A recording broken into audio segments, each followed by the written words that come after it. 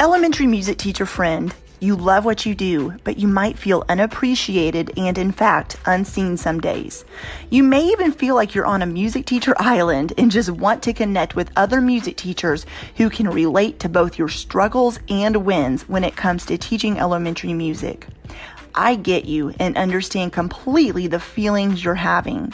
That's why each and every week, the Elementary Music Teacher Podcast will provide you with solo and guest episodes that will help you realize you're not alone in your music teaching journey. Throughout each episode, my goal is for you to be able to walk away with actionable steps and ideas to help you feel like you're ready to take on the new week with whatever challenges may be thrown your way. Hi, I'm your host, Jessica Peresta, and I'm so glad you're here. Whether you're at home, in your car, in the shower, or wherever else you're listening, grab your cup of coffee or whatever other beverage is nearby and listen in to the Elementary Music Teacher Podcast. Hi, I'm Adam Geis. I'm David Lurch. We're hosts of the EdTech Distilled podcast, which is a part of the Education Podcast Network. Shows on the network are individually owned, and opinions expressed may not reflect others. Find other interesting education podcasts at edupodcastnetwork.com.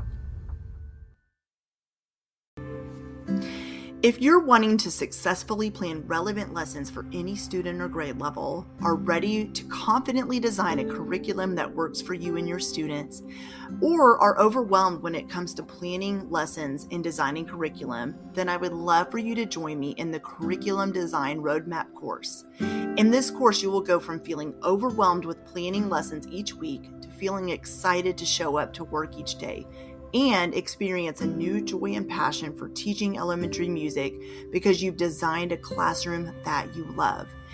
Think about how it would feel to go from feeling frustrated to successful when you sit down to plan lessons each week. Imagine how you'll grow as a teacher because you're teaching with confidence. And think about what will happen when you realize you are an expert to design your own curriculum. In just 5 weeks, you'll go from not having a curriculum in place to designing one that you love and that you will begin to use year after year.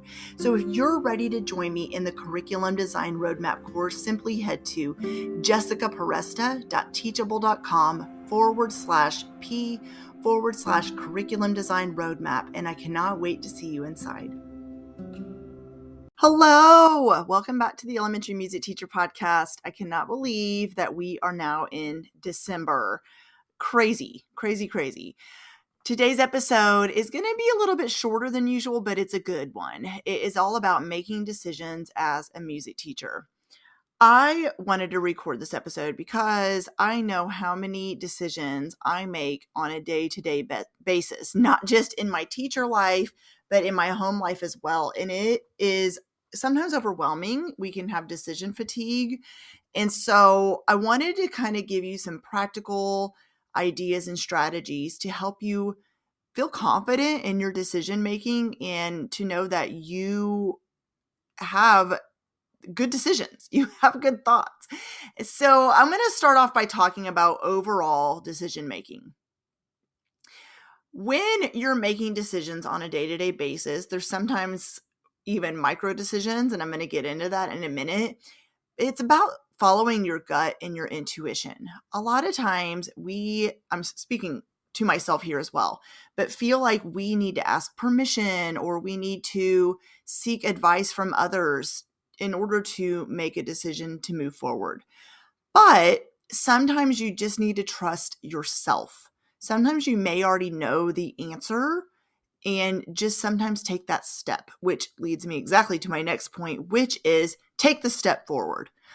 Think about yourself standing in a mud pit, and I've never been in quicksand, but I've been stuck in mud before, my car, but also me as a human, my story time. I like to go down rabbit trails. I'll never forget when I was a little girl and my dad took me and one of my sisters fishing, and we went through this muddy path to get to the lake, and we were instead of getting to the fishing spot, we were stuck in the mud, and we had to literally have my dad hoist me out, and my shoes were stuck. It was a hot mess. But anyways, that's what I'm talking about. Think about yourself stuck in mud. When you're stuck, it's because you're not taking steps forward. You're not moving forward.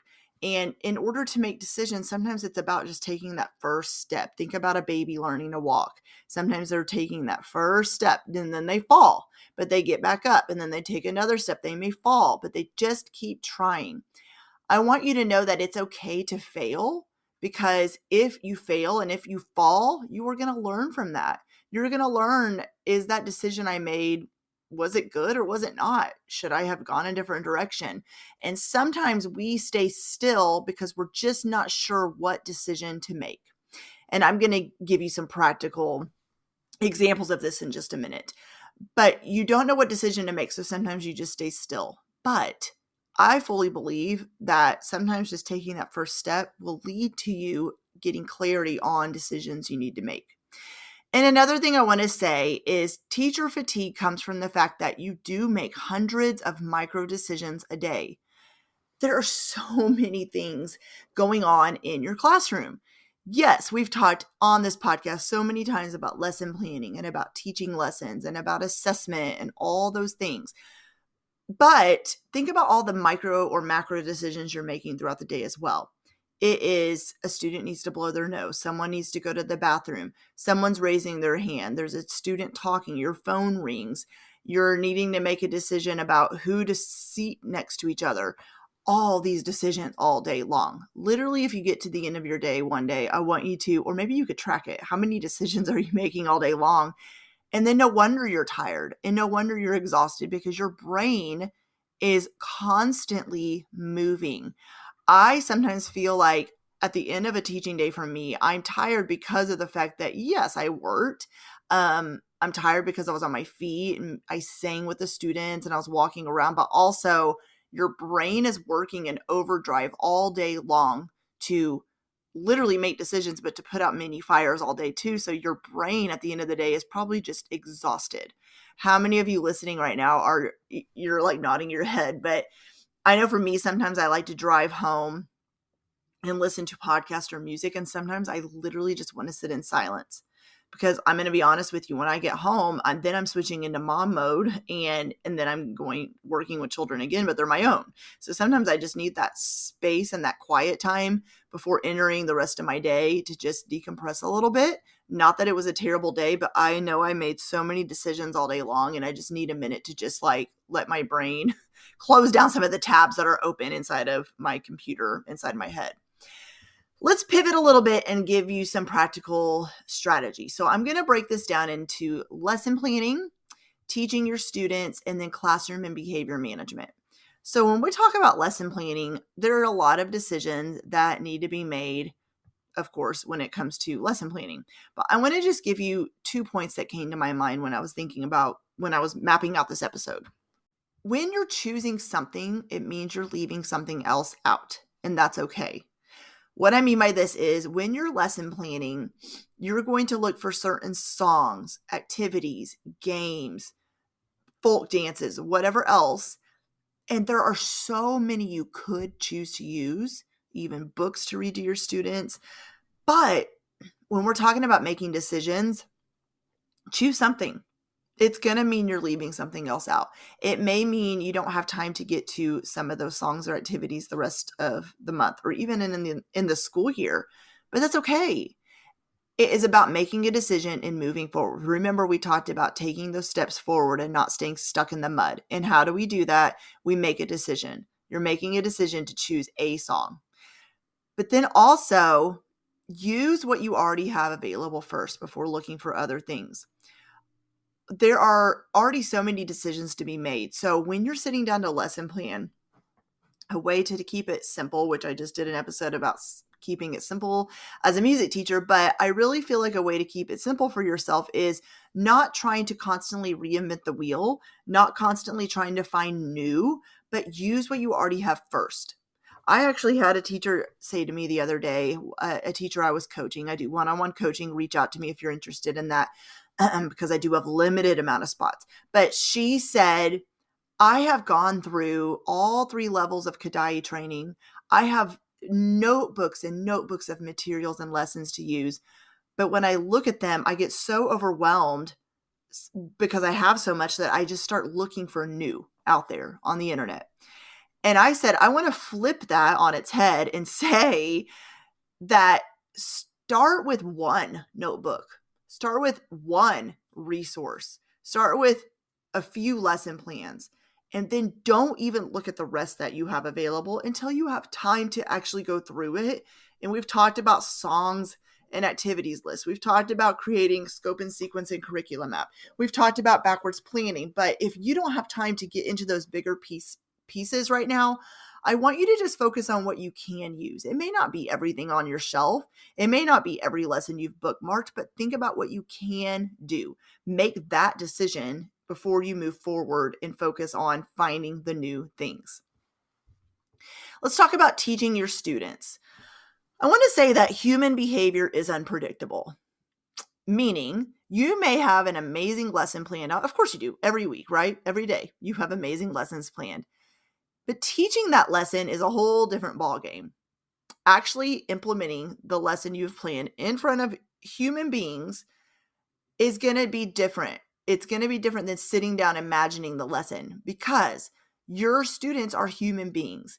They are going to have behavior that's unpredictable. And no, I'm not just talking about the acting out type of behavior or not listening. What I mean by human behavior is the dance you have planned. They may not understand the procedures the way you thought they would, or you have planned this round and the students it's just not clicking and you're getting frustrated. You can tell they're frustrated, and that's what I mean. So when you're teaching your students, knowing that human behavior is unpredictable, it will help you to be able to make decisions accordingly of how to move forward from that. Okay, they didn't understand this round. Why? What can I do next time to make it better? How can I break it down into a simpler instruction maybe? Or was it the song itself that was overwhelming to the students? It's not the fact that you're not teaching it effectively. There's just some kind of breakdown in the system that you need to kind of evaluate. But you made a decision. You made a decision to teach that song that taught your students around. And now it's about making a decision about how to move forward and how to analyze it and how to assess not only your students, but yourself in order to move forward. Some decisions to consider are, how many questions during a class time when you're teaching lessons are you going to answer?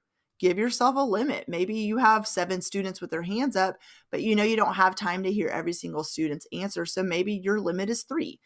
And then also, when the lesson isn't going according to plan, how will you pivot? Have some decisions that you can pull out of your brain quickly in order to be able to use one of those and be able to use one of those strategies as a decision is what I'm trying to say. That sentence probably was very confusing. But basically, if a lesson is not going the way you wanted it to, have something in your back pocket that you can pivot with instead. And are your students engaged in the lesson? And if not, how are you going to make a decision in order to help them become engaged? Or how, going back to what I said a minute ago, how will you pivot in order to best help them? And then lastly, let's talk about classroom and behavior management. You're going to need to make decisions about setting up your classroom. And yes, this is the beginning of the school year, but I honestly feel like making decisions about this can happen throughout the school year. You don't need to change up your classroom all the time. But what I mean is, when you've set your classroom up, you're going to be able then to make decisions about how you want to move it around. What's working? What's not working? Do you like your instruments where they are? Do you like the seating you have on your floor? Are you wanting to do something different with your walls? But you're not going to be able to move forward with making those decisions, I feel, until you've made the decision, first of all, of how to set up your classroom. You can look at all the different examples out there and hear all the different teachers tell you how to do it. But I really do feel like it goes back to what I said towards the beginning, is trusting your gut and intuition. Set up your classroom the way you think it should be and what you feel like you want it to look like. And then, of course, you can make decisions about how to move it around afterwards. When it comes to behavior management, make a plan for addressing individual and whole class behavior issues, and then adjust it as needed. But remember to take the step and not stay stuck. You're going to have decisions that need to be made on the fly. You're going to have decisions that you need to kind of think about when it comes to certain students, but make a decision that you think might work And then you can definitely always go back to the drawing board, or you can make decisions accordingly about what might work best for that particular student. Here's an example in my own personal life. Sometimes I open up about it, sometimes I don't.